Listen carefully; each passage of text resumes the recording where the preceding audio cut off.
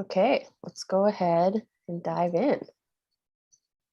So, for those of you watching in the future, if you don't know me, my name is Kristi. My sister Alex is joining me to talk about mental health tonight.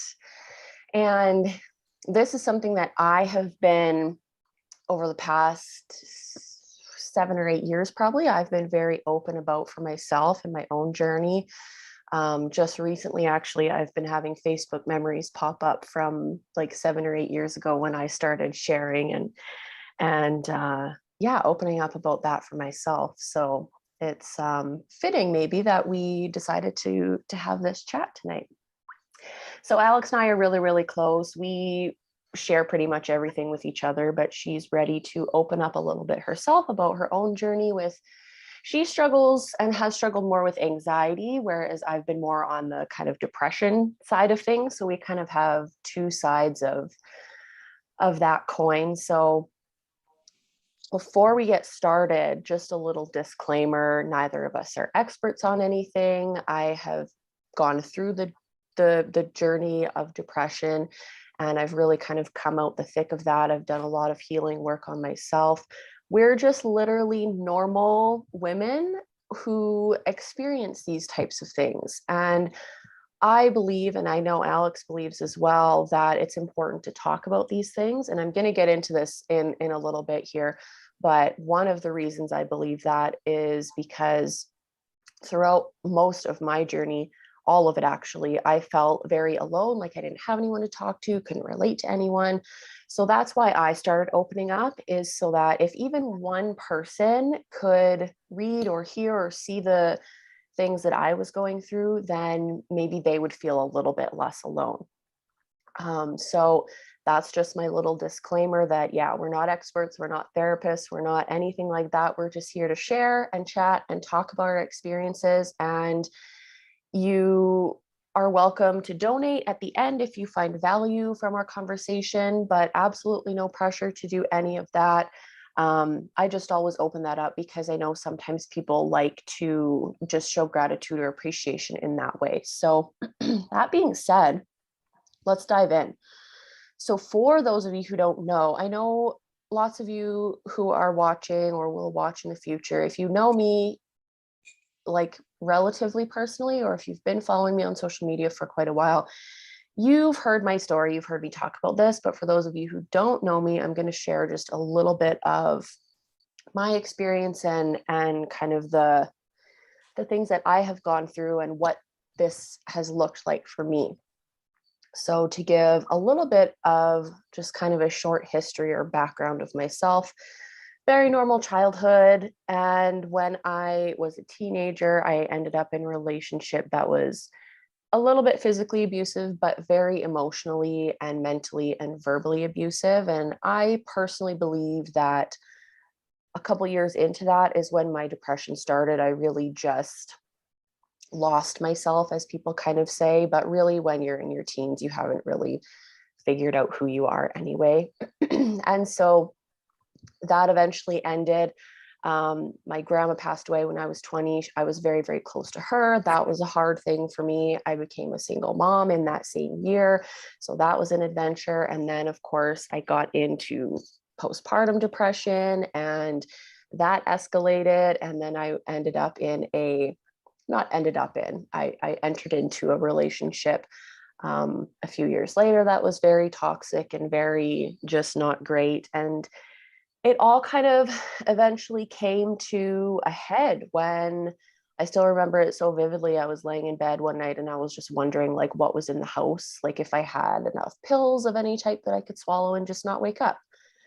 And so I feel like my experience is a little bit different than other people's with depression in that I was never, I don't identify as ever being like suicidal, but for me, it was more the feeling of like life stretching out before me just was unbearable. Like I just didn't really have any excitement or joy to be alive and to get up out of bed every morning. And it was just like I just felt so dreadful that I was so young. I was in my 20s at that point and I still had 60 or 70 or hopefully however many years left to live. And so that alone was very draining.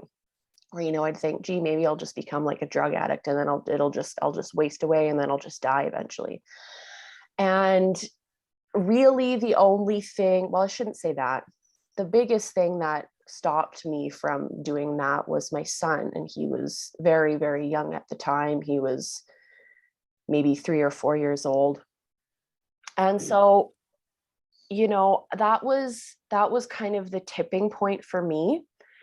And I started trying some different things to start to help myself feel better.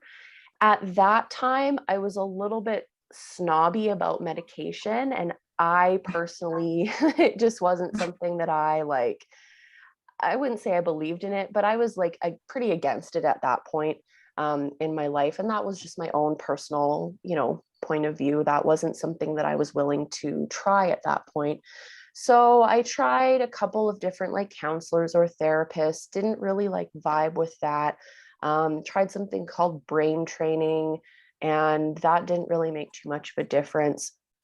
And then I got into trying something called Bodytalk. So that's a natural healing modality. And that actually really started to help pull me out of how I had been feeling for so long. And I would notice I would be in a good mood for no reason and just feeling really good. And I'd be smiling and laughing and actually just feeling happy. And that was such a foreign feeling to me at that point that's how I knew that this was working. Natural modalities, I'll say right now, don't work for everyone, or if that's something that you don't personally believe in or whatever, that's fine. That's just what worked for me. So we'll talk a little bit about this later too, but you have to find what works for you, right?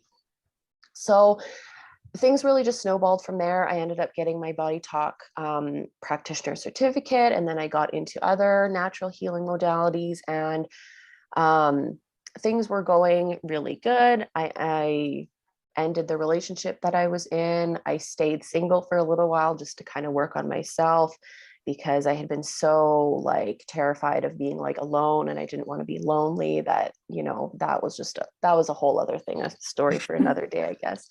And then I met my partner, who I'm still with now 6 years later.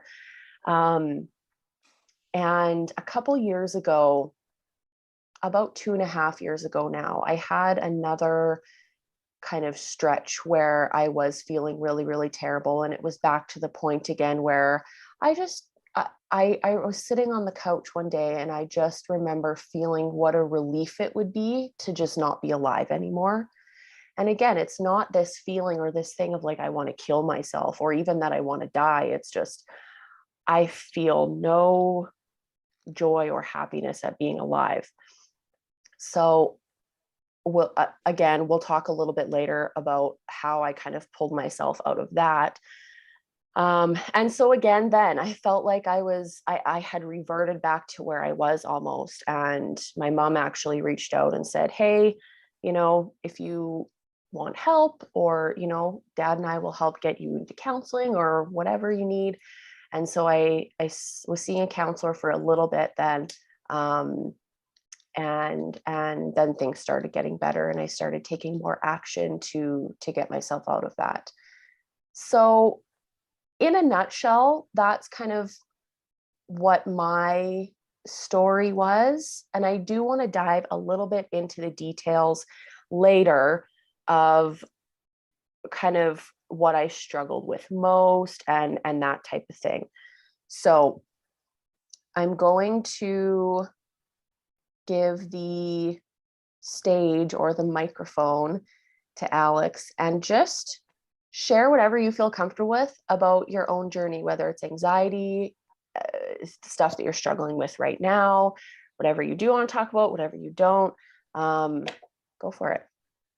Okay, so I don't know if there's anybody else in here, but I think anybody who's in here knows who I am. If you don't, I'm Alex. I'm Kristi's sister. I have a lot written down because I tend to go off track and mumble. So if I'm looking down, it's because I'm reading my notes. So Yeah, I've struggled with anxiety and social anxiety for pretty much as long as I can remember. I've suffered years of back pain, like shoulder pain, lower back pain, just because I hold on to a lot of my anxiety and stress in my body. That's caused me a lot of pain. Um, I would say my social anxiety is probably the worst. I've actually lost a lot of friendships, a lot of relationships, because I let it get the best of me. And if there's a situation that I'm not 100% comfortable with, I'll usually cancel plans or I'll bail last minute, which obviously hurts a lot of people. So yeah, that can be really hard. Like people, they take it personally, they think it's because you don't want to be friends with them. You don't want to, like relationships I've been in, like I was too scared to meet their friends just because like when you have social anxiety, you always think the worst, right? Like you think, well, people are going to think I'm awkward, or people are going to think I'm weird, or the biggest thing is you think people don't like you. Like you just automatically assume, well, people are going to hate me. So I've lost relationships, friendships. I don't know. I think it's something that a lot of people deal with, but people don't really want to talk about it because it's uncomfortable and it's embarrassing, I guess. I don't know. And yeah, it's pretty much it. Like I wish I don't really have anyone in my life. I don't think that maybe they do and they just don't tell me, but when you don't really have anyone in your life who can relate or understand, it can be really hard because you just feel alone in it. And yeah, that's pretty much it. Yeah, 100%. And I personally I struggle with a little bit of like social anxiety, but I know there are people, such as yourself, who struggle just with that anxiety, like oftentimes on like a daily basis. And Mhm. just from what I have seen other people share and talk about, I feel like it can be so understandable that maybe you don't want to share, you hold back from sharing or opening up or asking for help, because anxiety essentially is rooted in like fear, right? If you dig down to kind of what's underneath it, it's a lot of fear. So maybe it's hard to open up, or it's hard to talk about it for that fear of maybe feeling like you're going to be a burden on someone, or Mhm. feeling like I know, for example, when I was really struggling with depression, one of my biggest things that I did for so long is I invalidated myself and what I was feeling and what I was going through. And I had Mhm. this story in my head of, there are so many people who have things so much worse than I do. So why should I like open up and talk about this? And like I'm just being a baby, maybe I'm overreacting, right? We Mhm. like get in our heads and we tell ourselves these stories. And I think that it can be similar, having anxiety too, is that as I feel like depression, anxiety kind of go hand in hand, but they're also very, very different as well. Like I Mhm. feel like anxiety, I almost feel like some people, I won't generalize it into the category of everyone, but some people have like high functioning anxiety where they can put this like mask on and go about their day and kind of make like everything feels okay, where on the inside they're just kind of like freaking out, or do you know what I mean? Yeah. Like, do you resonate with Well, that for yourself? yeah, I feel like I can put on a pretty good face and like pretend like nothing's wrong. Yeah. But yeah, I mean, I think too, like a fear of talking about it for me is I don't want a lot of people to know, because then I feel like it's more obvious. Like if you point out, oh, I'm socially awkward, I have social anxiety, people are gonna like see that, right? Then they're gonna notice it. Yeah. And Whereas then if maybe you you, can just Whereas if you can just kind of pretend like I'm good, yeah. people don't, they're not gonna just focus on that. Yeah. Yeah. But Yeah. yeah, Possibly. I've managed to, you know, do my best with managing it. And Yeah.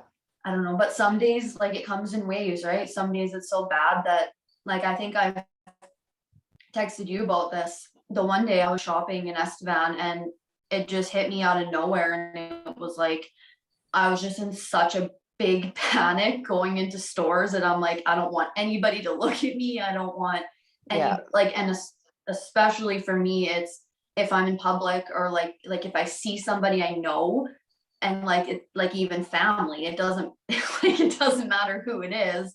If I saw someone I knew in Walmart, I would literally bolt the complete opposite direction. And I know like Kyle always like my boyfriend always makes fun of me for it because he's like, it's okay. like that's your family, you're not gonna go talk to them. And I'm like, I just can't. That's one thing with social anxiety is like you can't do small talk and just Yeah. I would rather talk about something like this or something that I can actually relate to and something that actually matters to me other than like, oh yeah, well the weather's good today or like I don't care about that Yeah, stuff. 100%. I'm That on may that page sound really too. ignorant, but No, mhm. I feel the exact same. And for me personally, I just think as an introvert, as somebody who also is so sensitive to like energies and that type of thing, I I'm not in life for like the little small talk conversations. Like that's really what I struggle with. Did we freeze? Mhm. Is it okay now? I am still good. Yeah. Yeah. Okay. And I think the thing is like that's part of life, right? You have to do that, especially with my job when when people come in, you have to do small talk. And that makes me really uncomfortable. Yeah. But Yeah. it's part of life, so you Yeah. have to do it. Yeah. 100%. Mom, I know you can relate to that too, right? Like I Yeah, know you don't like we talked about it the other day where right from my very first job dealing with the public and putting on a mask and you're a totally different persona mhm, for that whole time and you come home and then it's carried on to my other jobs where I absolutely was terrified to answer the phone or talk to people or yeah, it's taken me a lot of years. I still have to put on that persona most days. And I think that's partly why I do get so tired when I come home and I just need quiet and alone and just time to become myself again instead of mhm. being that person all the time. Yeah. Yeah, it's draining. And I know social situations just drain me because you're not I'm not saying this is how it is every time, but a lot of the time you're putting on a face, right? You're you're not being your true self, and that's just exhausting. Like Yeah. if I have to be away for a weekend with someone or like, I don't want to say anybody in particular, but if I come home on a Sunday after, I'm sure you guys probably all know, but I literally just have to be in bed pretty much all day, and like that's really hard because I think like my boyfriend takes it really serious, like he takes it personally, right? He thinks, well, she doesn't want to hang out with me, like she doesn't want to talk to me, like what did I do to make her upset? And it's like that's not it. It's like a battery that needs to recharge after being around people. And yeah, you're right, like being an introvert, it's literally exhausting. Yeah. And And like I that's feel like literally, it's so tiring.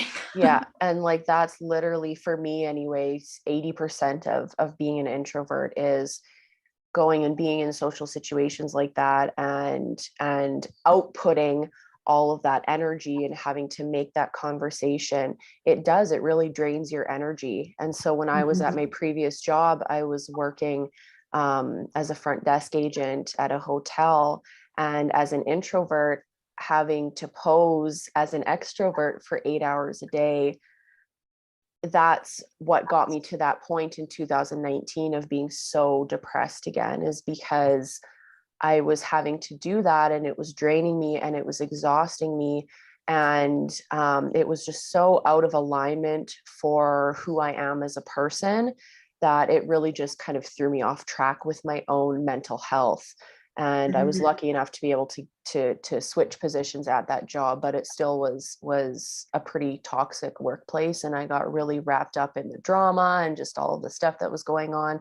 And that's not really the type of energy and things that I want to be interacting with either. So yeah, definitely, like we put these masks on. And Mom, how you were saying about, getting anxious about having to like answer the phone and stuff like that. I personally, now I like my nervous system, even when I get like a text message, like kicks into like fight or flight, where I'm like, okay, what bad news is this going to be? Or like, what's going to be, someone's, going to be giving or venting or like whatever, which I generally don't mind that. But, anytime my phone rings, I like get into a panic. And so You don't even answer your phone. No, I don't answer my phone unless it's somebody I know. I will not answer my phone. I saw a meme that came up on my memories the other day, and it was like me in 2005, assigning a special ringtone for every contact in my phone. Me in 2019 or whatever it is, putting my phone on silent and never answering it. Like, yeah, that's literally me. Yeah. But I the nervous system, I'll try not to get into that too much tonight, but it really is such an important topic in connection with mental health, because when you are depressed or you're dealing with anxiety, your nervous system is always in this state of like, honestly, even if you don't identify as struggling with those things, just really the way our society and our day-to-day is now, there's so much like constant stress, and there's always social media stuff to be looking at, and there's always news to be looking at, especially right now, right? If you're watching this, like if you have me watching this years and years into the future, we're still in the midst of COVID times. And so the world is crazy, it's chaotic. Literally everyone's nervous system is always in fight or flight. So when that happens, your body is literally always on edge. You can't ever, like, your nervous system never comes into rest mode. So it's so important to be proactive about your mental health and about just your wellness in general. And you have to be, I get stern always when I talk about this, but you have to be doing things to take care of yourself, and however that resonates for you, right? Whatever feels good for you. So for some people, maybe it's going to the gym, or it's exercising or working out. For some people, it's yoga. For me, it's meditation and journaling. Or watching The Office. Like, that's my comfort show. That brings my nervous system out of fight or flight into a rest mode. You have to find what works for you, and you have to be proactive and practicing those things on a consistent and daily basis. Of course, this is just my opinion. I'm just one person, right? But if we all took better care of our nervous systems and our well-being on physical, mental, emotional, spiritual, energetic levels, right? Because all of those things make us up as a whole. Imagine, I can even feel the energy of it right now. Imagine how much more calm the world would be if so many of us weren't always in this, like Alex, even you and I, I really try to stay out of the COVID stuff, the vaccine conversations. I've really cracked down on myself with not looking at any of that stuff. And I try to just stay educated about what's going on, but at the very bare minimum, and like we'll rant about that and have our vent sessions about that. But, I've noticed for myself that it is possible to cultivate and tap into calm, which honestly, I feel like for so many people seems like it's just not even a possibility right now, because there's so much chaos, there's so much panic and fear, and there's so much this side versus that side, and just all this stuff that's going on. So Yeah, Well, and consider like your dad yesterday morning came out here and told me something about COVID that he had just read, and I burst out crying. Obviously, you guys know me, that doesn't happen very often, but exactly. I'd had it, and he Yeah. looked at me, "Are you okay?"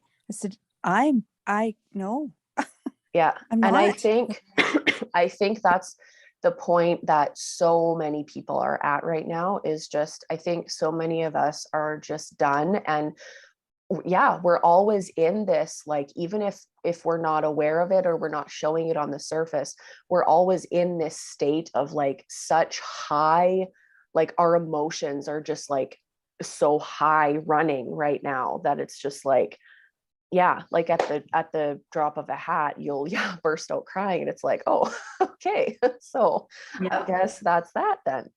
But you yeah, know, and that's a perfect example, right, of I do want to get in a little bit to talking about emotional suppression in connection with mental health, and yeah, so yeah, that's a perfect example of that. Okay, so let's shift before we jump too far ahead. I want to talk a little bit about the things that I have used for myself to essentially, I don't like phrasing it as healed my depression, but to get out of that for myself, where I am like feeling good and joyful in everyday life. So again, this is just what has worked for me, because I've worked primarily just with like natural healing modalities and journaling and meditation, and more of the things that I think is not like quote unquote mainstream. 100%, if you feel like you require medication to help you, go for it. Therapy, go for it. Or like whatever. Again, I'm gonna probably say this 1,000 times. You have to find what resonates for you. Like, what do you feel is right for you at any given time, and trust that intuition, like trust that gut feeling, right? So back in 2019, when I kind of had my backslide back into depression, I did start with a few counseling sessions. And what came up, and I know I've talked with you guys about this probably at that time, was daddy issues, quote unquote. And I remember just being so upset at that time, because I felt like that was just such a, like a cliche, like, you know, women just having those types of issues. And so whatever, that was fine. In the fall of 2019, I ended up quitting my job. And when 2020 began, I really threw myself into my own healing. I had received a couple of different like readings or sessions from an energy worker, or whatever you want to call her. And that really prompted me into digging into a lot of like inner child stuff and healing on that level, getting into like my core wounds. So having like do have a father wound, but a self-worth wound, poverty consciousness wound. And there was one more wound of like not being seen. So I was lucky enough to be able to take the time, like the full time, quote unquote, to do that. And that was my 2020. That's what I focused on. That's what I worked on for myself. And I resisted for a long time, even something like inner child work, because I went through life. Childhood was great. All my, you know, my needs were met and all this stuff. But there was actually a lot there. And here's the thing, we all have a lot of stuff from our childhoods that we could, you know, go back and take a look at and heal at that level, because the things that we learn, come from our parents, and the things they learned come from their parents, right? And that the beliefs and the thoughts and all that stuff just gets passed down. It's natural, right? Until someone stops and takes a look at it and says, no, like this pattern is done. Like, we're not going to do this anymore. So I'm what people, light workers or energy workers, call a cycle breaker. Alex, you're a cycle breaker too. So we have done a lot of work just to become more conscious and aware of where we have been functioning from. So what I mean by that is, what are your beliefs? What are your thoughts? What are your feelings? What do you feel your limitations are? Right? Like, what are your wounds? Because when you can identify those things, you create this awareness of, okay, this is where I've been functioning from. These are the things that I really don't feel are like in alignment with me. I don't like, these just aren't working for me. And then from that place of awareness, you can start to create that change. And it's hard work. It's heart-wrenching and gut-wrenching work. But it's very, very worth it. So that's really how I have come to this space of not having a day of feeling depressed in over 2 years, for someone who struggled with depression for like 10 plus years. And I will say this though, for myself, I now have a greater awareness and a larger space of consciousness of, because I've worked so deeply with energy and I understand energy now and how that applies to us as a human being, I understand that for me personally, the days of depression that I do have, I don't view it as depression anymore. I view it as, okay, there's things going on that are stressing me out, that trigger, it's like a domino effect where then you're having days where I don't really want to get out of bed, or it's like doom and gloom, right? So for me, that's kind of what I have done. I know that's not like super detailed. I don't have like a list of tools to give you, but I always recommend, I'll give you one tool. Journal your little heart out, because when you do that, you are emptying your mind of the thoughts or the anxieties or the fears or the like whatever that monkey mind has going on, that is just over and over and over. And as you empty that out, you start to create space within yourself where you'll start to feel even just a minuscule little bit lighter. And then you'll start to notice that you're feeling lighter. And if you have trouble with journaling, I recommend something called morning pages, where you sit down in the morning and you just journal out 3 pages is what the recommendation is. But sometimes I do 1 page, sometimes I do 2 pages. But it's just sit down and it's just a stream of consciousness. So I've even had days when I first started that where I would sit down and start writing and I'm like, okay, I don't know what to write. And I would just write. I don't know what to write. I don't have anything to say, right? And it's just starting to get that flow going. And some of my biggest healing moments this past year in 2021 have come about from morning pages. So journaling is really my personal number 1 recommendation. I know I've told my mom to journal like probably 500 times. I know she doesn't, but that's okay. That's why I say you have to find what works for you, because I know that not everyone resonates with journaling. I know that some people, they just really, really struggle with it. They can't get into it. That's fine. Right? Find what feels good for you. Maybe it's just like 5 minutes of stretching just with some music in your ears. But, start to find those little things and start to do them for yourself. So, Alex, what do you find helps you? Because I know you've done a lot of work in the past like year or so as well, in terms of, self-healing.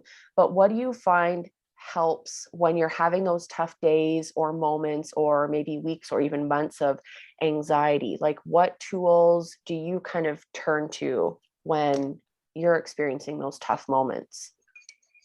A lot of what you said, journaling helps a lot.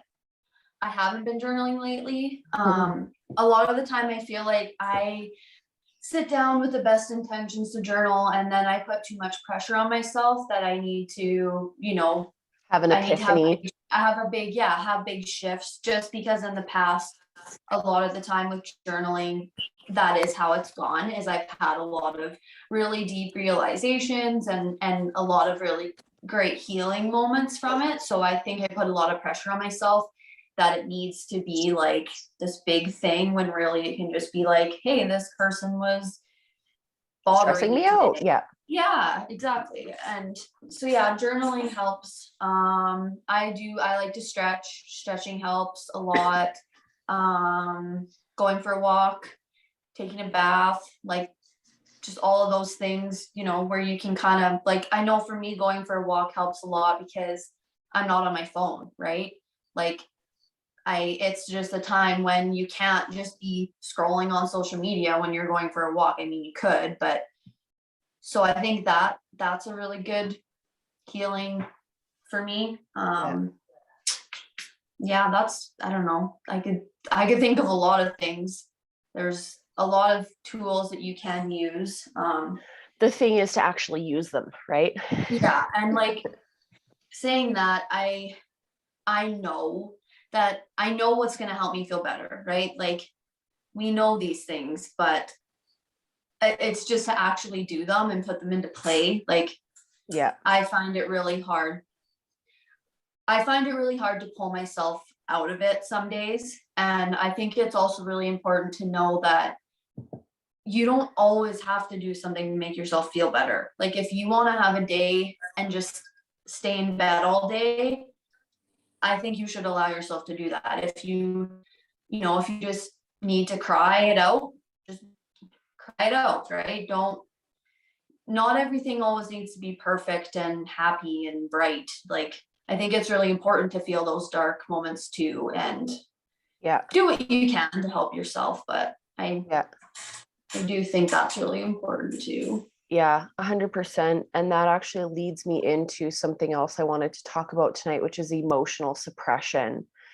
And this is something that I think that we are just naturally taught from like toddler age. As parents, we want to soothe our children when they're upset or when they're crying, and that's a natural thing. But what I've learned from my own work and just from other people's works and just reading and researching and learning about different things is that it teaches us this innate way of thinking that tells us it's not okay to cry, or it's not okay to be upset, or it's not right. We internalize that and we tell ourselves then, okay, I'm feeling angry, but this is a bad emotion to feel. So I'm going to just turn away from that and I'm going to try to just feel happy. So this starts at a very young age. Mm-hmm. And it's just natural. I see a lot more now in the generation now where people have kids. I'm seeing a lot more of parents teaching kids how to just sit with their emotions, how to vocalize, how to identify their emotions and talk and say how they're feeling. And that's a really awesome thing to see, I think, because they are raising this younger generation to be emotionally intelligent. And what I mean by that is to be able to regulate their own emotions and to be able to sit with the tough emotions and not make themselves wrong for feeling that way. Right. So can you guys still hear me? Okay. Sorry, you're just freezing, but as long as you can still hear me.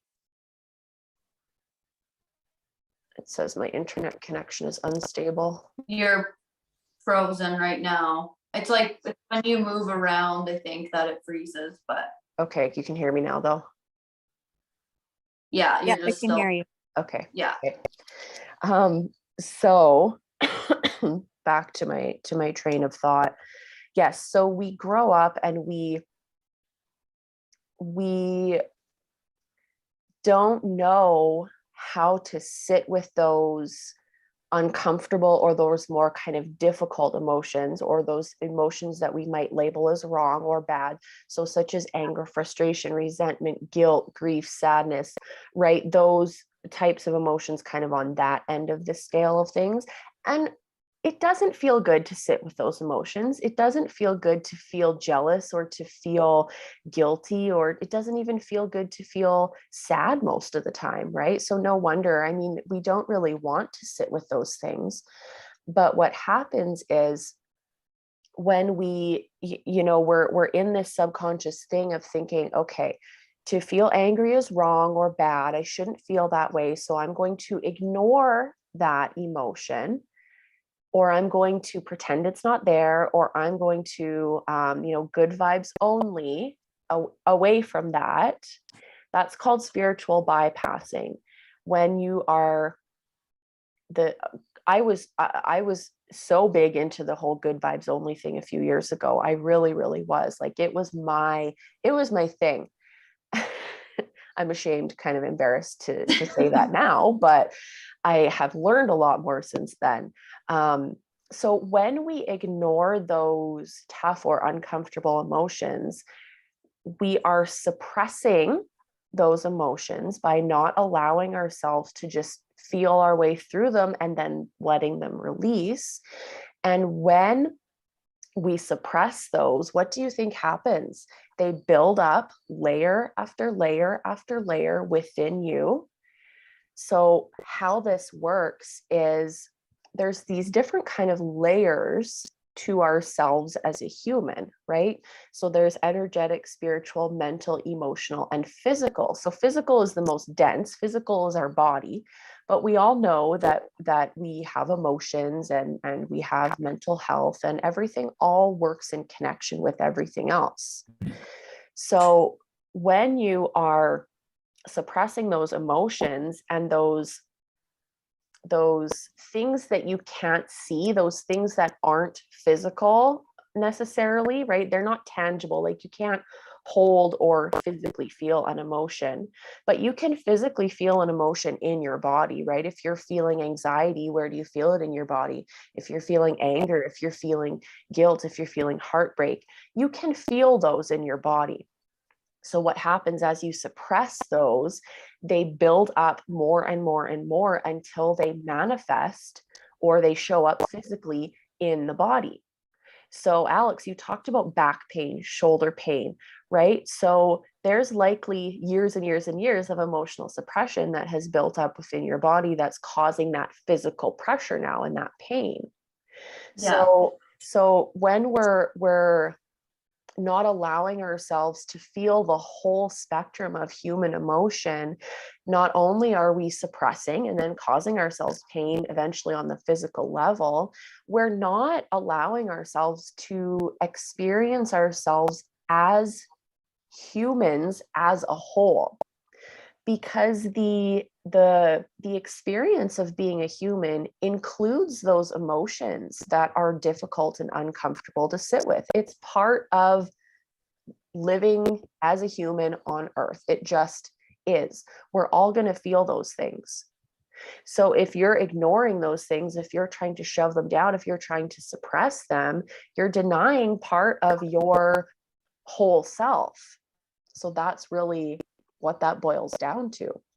And so then also when you're doing that, Yeah. you're pushing all of that down, but eventually it's going to start overflowing, and you're going to start bursting into tears when someone mentions something about COVID in passing. Right, Mom?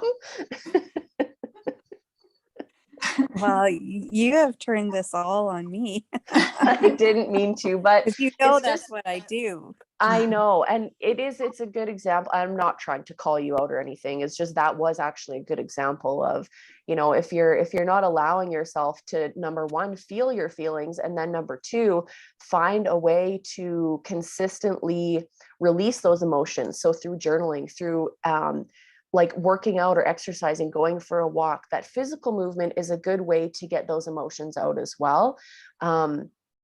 Again, find what works for you. But if you're not allowing that process of like releasing in one way or another, then it starts to bubble up over the surface. So this is just something for everyone to think about and to consider. So are you in this, like, it's not a rut, but it's a habit, it's a pattern of not talking about your emotions or journaling them out or releasing them in some way. And I know that this can be hard. I personally am really not great at speaking about my emotions and how I'm feeling, specifically with my partner. I'm not a good communicator. I can sit here and talk all day to like strangers or share myself online. This is an area that I am personally trying to put some conscious work into. I've been like this for a long time. My old partner, we would get into fights and then just not talk to each other for like 5 days, and then just like, we would never talk about it. It would just be like, okay, well, whatever.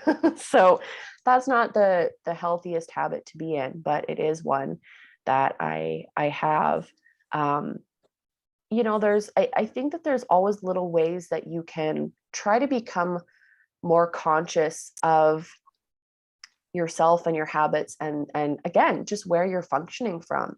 So to apply that to mental health, I think one of the biggest things is you just have to be, first of all, really radically honest with yourself about what you're going through and how you're feeling. So whether it's depression, anxiety, whether it's maybe something more quote unquote severe than that, you're the one who has to admit to yourself before you're going to really be willing to kind of make any change. Alex, does that resonate for you?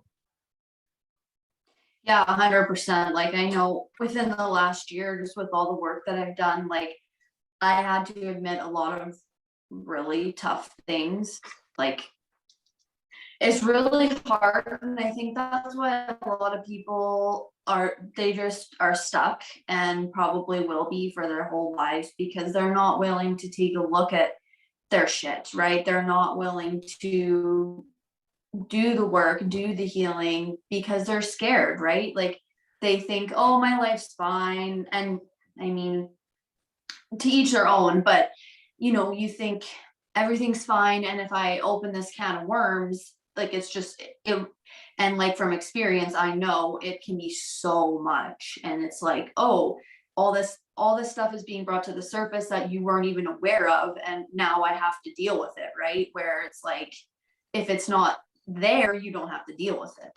But the thing that people don't understand is, things are never going to get better for you if you don't do the work. Something, like, anything. Yeah. And I mean, it doesn't have to be like what you and I have done. It doesn't have to be deep healing, but I mean, I know I always tell people, go for therapy, right? I know a lot of people won't resonate with that, but that's something that I really stand for. Is, I think everybody could go to therapy. I think everybody could benefit from it.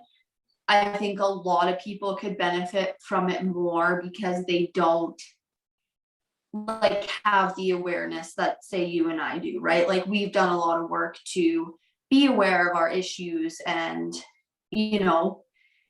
I think a lot of people need help with that, right? Like, I have gone for therapy. I don't really resonate as much with it anymore, just because I know my shit, right? Like, I know my issues. I can admit to myself what my problems are. It's just, I think a lot of people do need help with that, right? Like, a lot of people just don't even know what their issues are, right?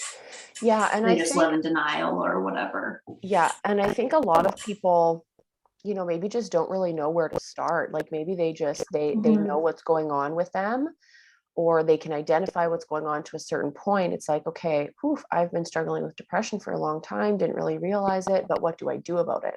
And that's where it can help to go to a therapist, or to go to an energy healer, or someone who can help guide you and can help you identify the roots of what's going on. One other thing, I just want to kind of go backwards and touch on something else you said, was that, you know, some people just will never be open to doing the work, whatever the work looks like for them. I know I've had people talk to me and tell me, you know, I don't really want to start, because once I start, I think there's just too much there to even, you know, to even start. So I'm not going to even bother. Yeah. With that, I will say this, and I've experienced this personally. I have seen clients experience this, is this. Okay, how do I word this? We are afraid of and hesitant of the unknown. Okay, so if you start any type of a healing journey, or therapy, or whatever, anything that's new to you, even if you know that it's going to benefit you, it's going to help you in the long run, it's still this aspect of the unknown. And so that's scary. So we are creatures who love to be comfortable. We love our comfort zones. So to step past those edges of our comfort zones, to try things that we are uncomfortable with, that's a hard thing to do. And again, whatever that might look like for you, to go to therapy, to for me, something I would be uncomfortable with is going to a gym to work out.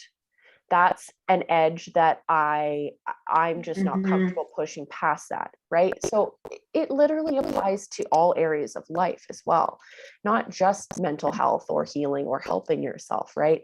So keep that in mind. And we all have an ego, okay? So that's that voice in your head that's going to criticize you, it's going to judge you, it's going to tell you, why would you even bother? Like you'll never be able to feel better, so don't even start. And that our ego is really what loves that comfort. And when you first are starting on any type of self-improvement, working on your mental health, whatever it might be, going to the gym, right, or exercising, working out, eating healthy, your ego is going to be the one that's going to try to stop you. And the thing is, I'll try not to get too deep into this, but I think it's something that people need to be aware of. You are not your thoughts. You are not your emotions. You are not your feelings. So if you can identify that voice in your head, right, that ego voice that's going to try to stop you, or it's going to judge you, if you can start to identify that and separate yourself from that, that's a really important step, a really important aspect of this whole thing. Because, you know, as I mentioned earlier, when I was feeling really, really depressed years and years ago, and I would tell myself I was invalidating my own experience and my own feelings, that's ego, right? That's ego that is telling me, like, your problems aren't special. So many other people have it way worse than you. Like, don't speak up about this, because your problems aren't worth it, right? That's an example of what the ego sounds like. And I think that the ego is a big part as well of people who struggle with anxiety. Because, correct me if I'm wrong, because I don't really struggle with anxiety. You know, you have this voice in your head that's like telling you all of like the worst case scenarios, you know, and that's not actually you. Like, you as your true self aren't the one who's who's telling yourself those stories. They're just rattling around in your head. They don't have any solid foundation or basis, right? And I think that a big part of that is the ego, is that voice that's not actually yours. It sounds like yours, but it's not really actually yours. Does that like resonate kind of? Oh yeah. Like Yeah. I've learned a lot about the ego, like just from you and reading books and stuff. And that's totally anxiety, right? Your ego is always so loud. Like why, like realistically, why would people just hate me for no reason? Why would people who don't know me hate me? Yeah. You've never met me. Why, like, Yeah. why would you think that? That's just your ego. And like another example is like, if you're struggling with mental health or anything like that, why Stacey, why your ego's gonna tell you like you should be happy, like you have so many reasons to be happy. Why are you depressed? Why are you upset? Why are you sad? Like yeah, your ego is gonna say that, right? And it's not true. It's just, it's very loud, right?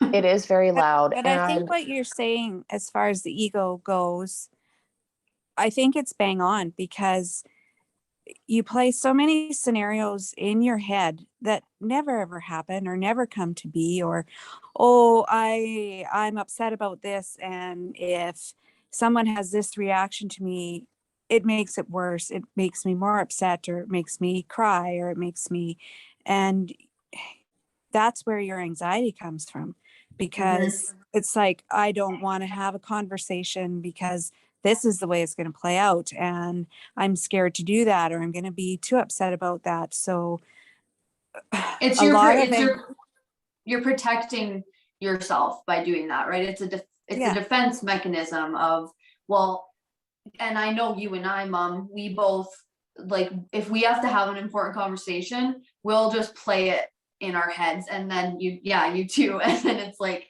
you just think of like the worst case scenario, and like realistically that's probably not how the conversation's going to go, but then you get yourself so worked up about it that you just end up not even saying anything, right? and then your anxiety just goes crazy high. Like, Yeah. I'm a lot better as I get older with my anxiety, but I've had it now that you're doing so much work, Alex, and talk about it more. It's like, well, yeah, I've been dealing with that for 30 years, Yeah. And like, I know we talked about OCD at work the other day. That's something that both you and I struggle with. And I think anxiety and OCD goes hand in hand, right? Like I was thinking about it today. I'm like, I was driving home from Estevan. I had gone in to get groceries and I was in a rush. I was like, I need to get home. I'm always rushing to get to the next thing. And I'm like, why? Like, I literally don't have anything to do when I get home. Why am I so anxious to get there? And I feel like that's just a cycle that I'm constantly going through. Is I'm always just like waiting for the next thing. I have such a hard time just being in the moment and like enjoying life. Like very rarely am I just in the moment, right? Like right now, I'm thinking about what I need to do after this, right? And I think that's a really common thing. I think a lot of people deal with that, but yeah, I think OCD is another big thing that goes hand in hand with anxiety. Like I know for you, Mom, it's making lists and how like you don't feel complete until you finish that list, right? Like it's like a thing in your mind that's like, well, I don't, yeah, like you struggle with it, right? I know that's something that you've said you struggle with. Yep. Big time. And so that's the thing too, is where that voice of anxiety, I think, comes in. And like I said, I don't really struggle with that, so I can't speak to it personally, but just from observing like you, Alex, and just hearing you guys talk about this, is that it's always, it's this like underlying current of like fear. So if you don't complete your list, what's going to happen? Do you know what I mean? Like, well, all my windows aren't going to get cleaned. Okay, so I know. so this is And what I've actually, really started to practice for myself. Sorry to interrupt you, but It's I'll like, be right back. because, Just hold okay, on. because You guys continue. I've really gotten into the habit of like, and I never used to be this way, but I've really gotten into this thing where it's like, okay, like I know I need to get this done and this done and this done and get this cleaning done and da da da da da. And I find I have a hard time relaxing until I get those things done. Or I have it in my mind, I don't really deserve to relax until the house is clean, until all I have my client sessions complete and this. And I think a lot of people struggle with this. So what I've been kind of trying to do just to be more present, and it is just like ask myself, well, like why? Like what, okay, what'll happen if the windows don't get clean? Well, it's just going to be me who's maybe like a little bit annoyed, or it's in the back of my mind that the windows aren't clean, right? Like it's this is where the awareness starts to come into play, where if you can catch yourself in those thoughts or be like in those moments of, okay, this is what I'm thinking and this is how I'm feeling, and then just asking yourself those questions and almost having that back and forth with yourself of, why do I feel anxious about this?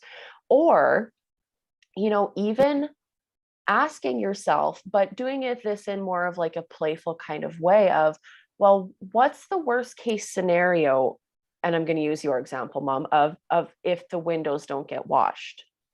Like there's maybe not really a worst case scenario. It's just the windows will be dirty. Do you know what I mean?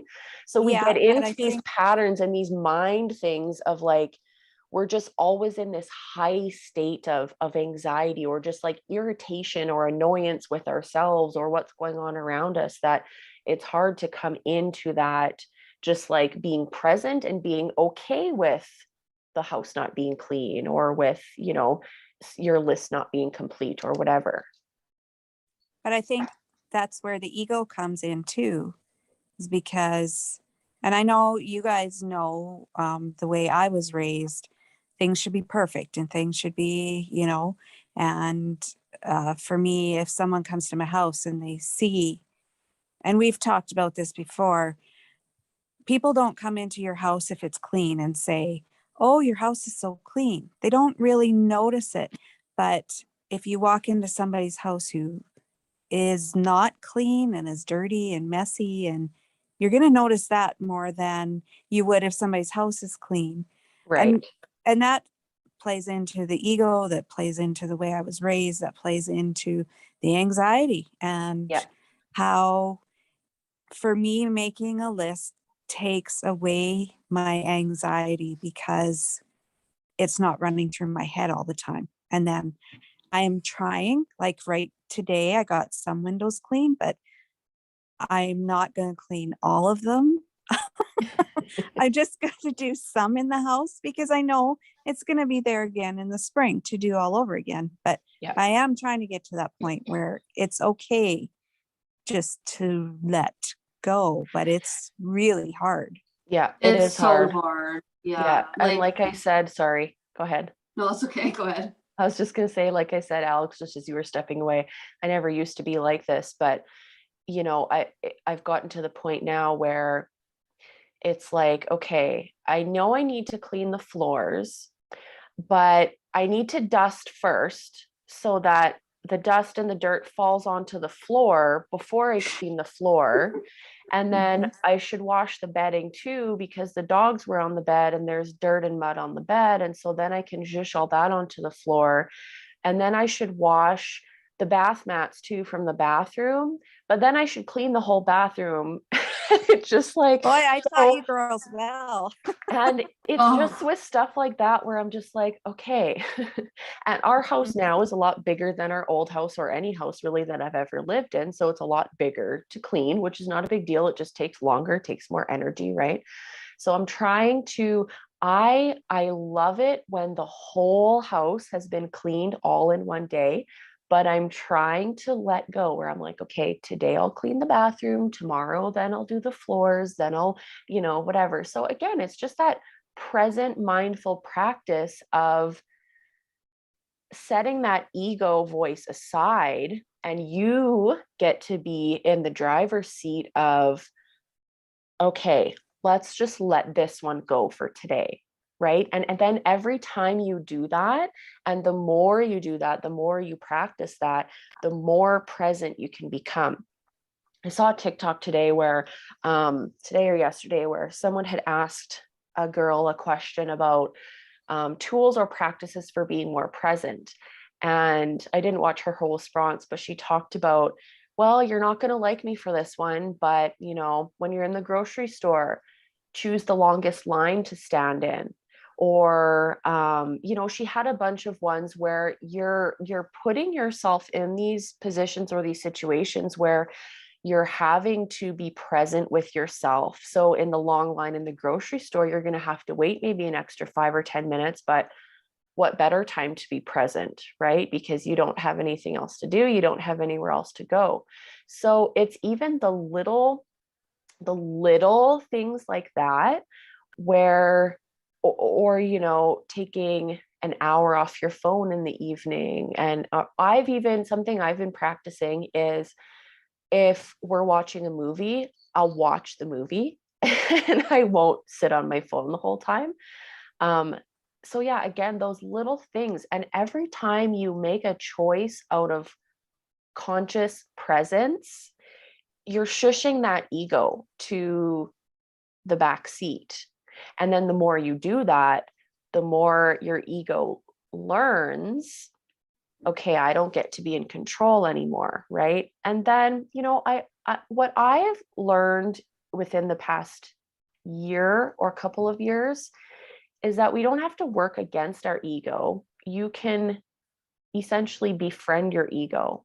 And one thing I learned through my own meditation realizations last year was our ego just wants to survive, right? It's just concerned with survival. Well, what does the ego love? It loves comfort. So anytime, again, right, we come back to this topic of comfort. Anytime you're doing something that's new or different, and again, that applies to anything, not just mental health, not just personal growth, but it applies to everything. Anytime you're doing something new, your ego feels threatened, right? And so in meditation one day last year, I had a conversation with my ego, and I sat down and I said, look, I know that we've been doing things a certain way up until this point, but this isn't working anymore. And it's going to be okay. And we're going to make these changes and we'll both survive together. So even just different ways of looking at things and working with things that way can make a big difference. And again, as I mentioned earlier, excuse me, I think with the ego being so intertwined with, mental health, anxiety, like you guys were talking about, OCD, all of those different things. I think it's really important to just keep that in mind, that voice in your head is really actually usually not you. And that's, I think, a good starting point as well for people who are maybe newer to this, is that literally when I learned that, it like picked my world up and turned it and set it back down. Because up until that point, I had no idea that I wasn't my thoughts, my emotions, my depression. I thought that that's who I was, and that was intrinsically just a part of me. And when I read a book and it talked about this, and it talked about the ego and how you're not that voice in your head, you're actually the one who's observing and hearing that voice in your head. So thinking of things from that perspective, I personally think can help a lot. It's a lot to kind of wrap your mind around, maybe, if you're newer to this, but something to consider anyway. This book. Is this the one you're talking about? That's not the one I'm talking about, but that one is really good. And that one is really good for more like beginner kind of. And that's not to like insult or offend or anything. When I dove in, the books I was reading were like really, really heavy. That one, Shit Your Ego Says, is so good. And I think for a lot of people, go ahead.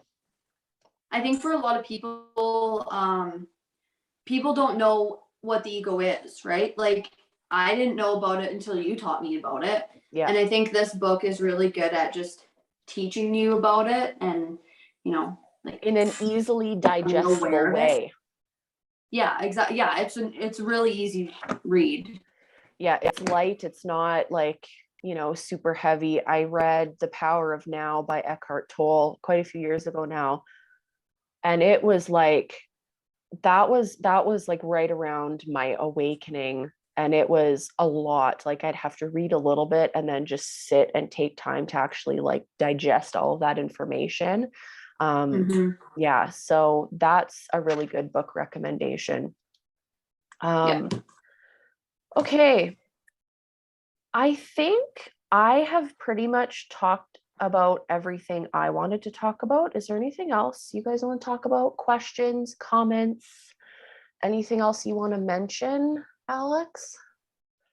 Yeah, I guess I just think it's really important for people to know that, like, if they're going through something, you're not alone. Like, you're gonna feel like you're alone. You're gonna feel like nobody can relate to you, but you're not. Like, you're not alone.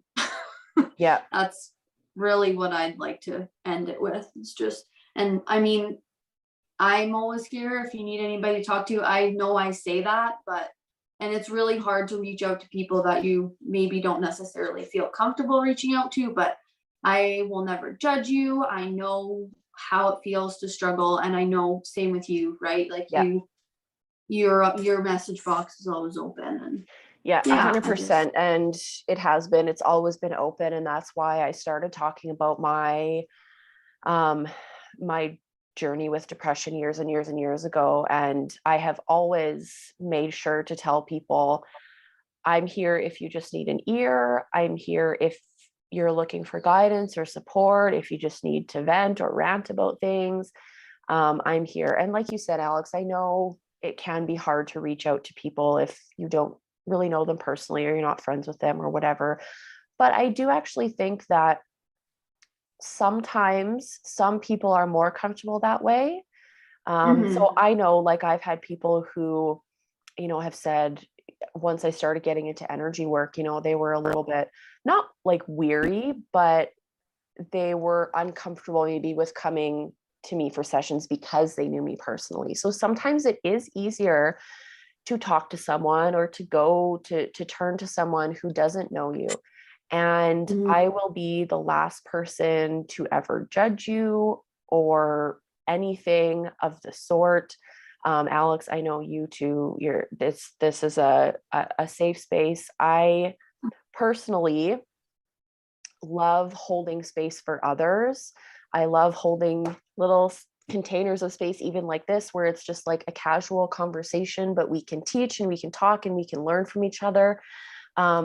I think it's really special and important to create these little pockets and these little containers where we can come and be together and we can be open and vulnerable, because I think that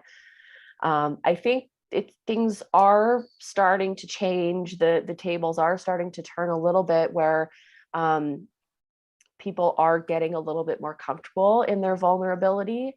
But I know that it is still a very new thing, and some people really aren't okay with being vulnerable.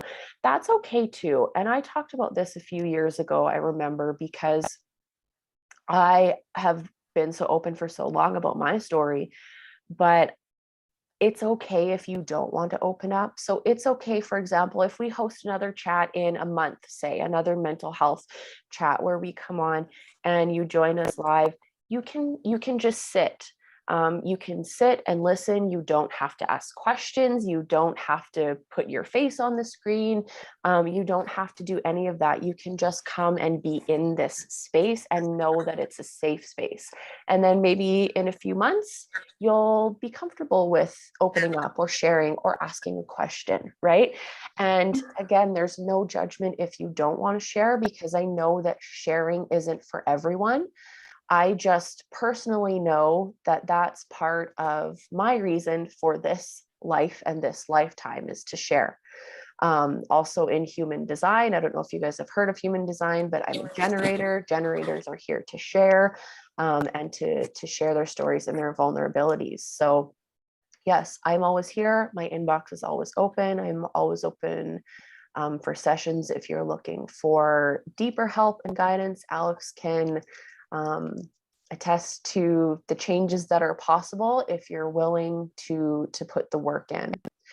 One other thing I just want to mention, I know we've been here for an hour and a half, but I just want to say to be gentle with yourself. What? I just missed what happened. I didn't realize it had been an hour and a half either. Yeah, it's been an hour and a half.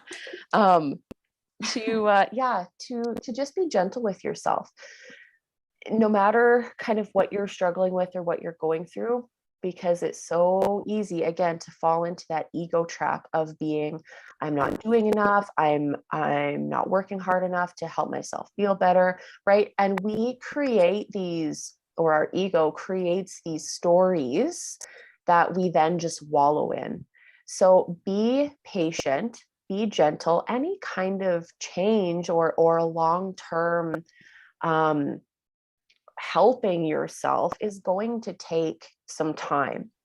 So it's not about, I used to get so frustrated and pissed off when, I would do like a week of journaling or a week or like a few days or something and like nothing would change. Well, I've been putting in this work for almost 2 years now, and a lot has changed, but it's taken a long time, right? So it's not generally going to be an overnight thing.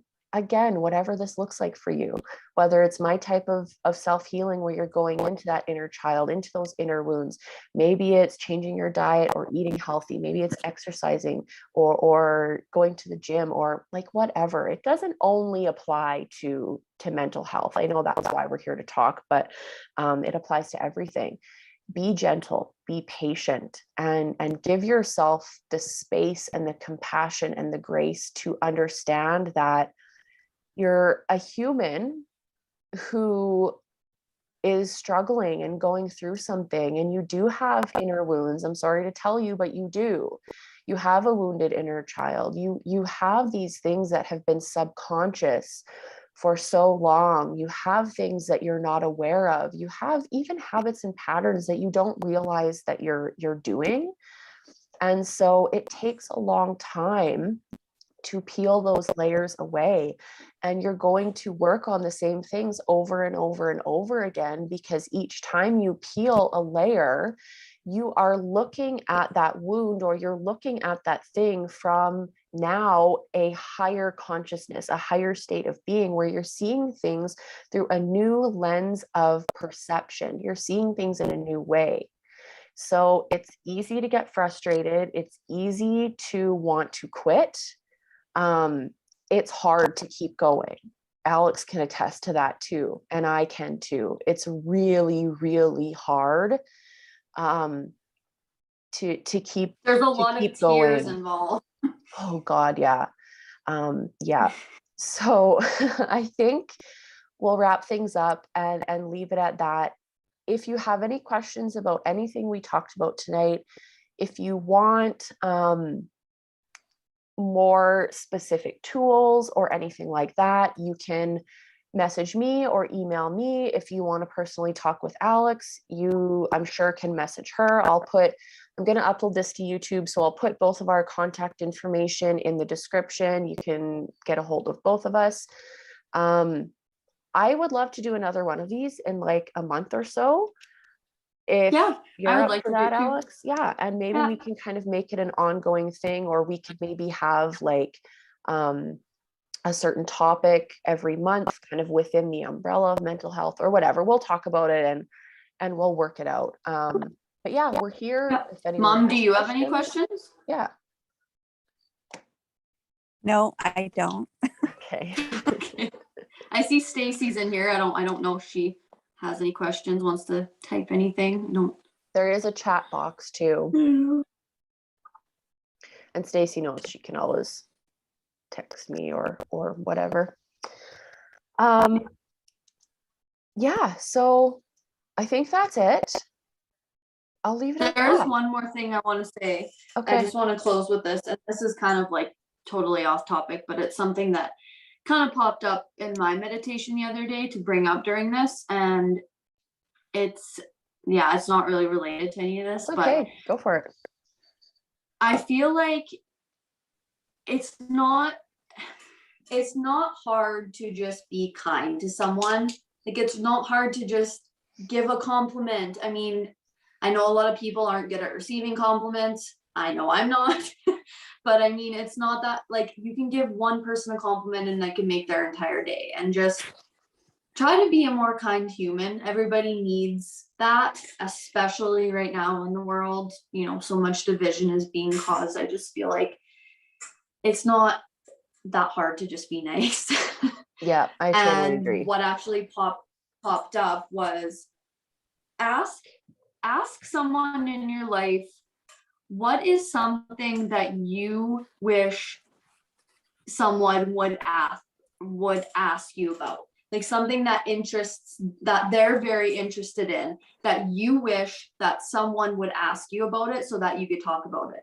Like, I know for Kyle, he really likes to talk about sports, so it's also not that hard to just, you know, ask someone something that you know that they're interested about, something you know lights them up and they want to talk about. And that was just the main thing that came up was, and I was actually going to text you and ask you, like, what's something that you just wish somebody would ask you about that you want to talk about, right? That Yeah, you just want to bring up in conversation at any time. I didn't want to text it to you because I wanted to bring it up now, but I don't know. I think that's just a cool thing to think about. I love that. And you know what? I feel like right now, so much of our lives and our conversations revolve around COVID and just things that are happening in the world right now, that I think it would be such a delight to talk about things not having anything to do with that. And I Yeah, feel and really maybe that's sad kind of why saying that. Yeah, I love that, because I know that there are lots of things that I love to talk about. I could have gone on for probably 5 hours tonight about different things. And yeah, you're right. I think it's really important to show an interest in the people in our lives and make an effort to, even if you're not interested in what they're interested in, to be open with them and just hold that space for them to be excited and to be joyful about something, and to allow them to be lit up, and to allow them to express that excitement. Because I know personally, even though there are many things I would love to talk about, and again, I have no trouble coming on something like this and talking about it, but in person, I really do struggle to talk about a lot of things, or I feel silly, or I feel like maybe they're not really actually interested. And that's fine if they aren't. But if they are genuinely trying to have a conversation, or, you know, ask me about energy or healing or something like that, and they actually want to learn and they're actually open to that, yeah, like that's the kind of shit that I live for. So I love that. And you're right. Kindness doesn't cost anything. I know personally, I always try to be very friendly and upbeat with like cashiers, or just use your manners, even like thank you, please, right? That can go such a long way in someone's day. And just showing that gratitude, even with Scott, my partner, and I, you know, if he does the dishes, say thank you, cook supper, say thank you, right? Like I think that's such an important part of just being a human. Is I feel like so many things have just gone to shit that even the simplest things can make a big difference. Yeah, for sure. So yeah, I love that you brought that up. All right, let's wrap things up, and we will chit chat about our next chat, and we will get that set up for next time. So thank you for those of you who were here live. Thank you if you're watching in the future. Again, you can send donations or whatever, but it's definitely not required. Yes, that's it. Oh, you just froze. Oh, sorry. Okay, that's a sign that it's time to end things. So love you guys, and we'll see you. Love next time. you. Bye. Bye. Bye.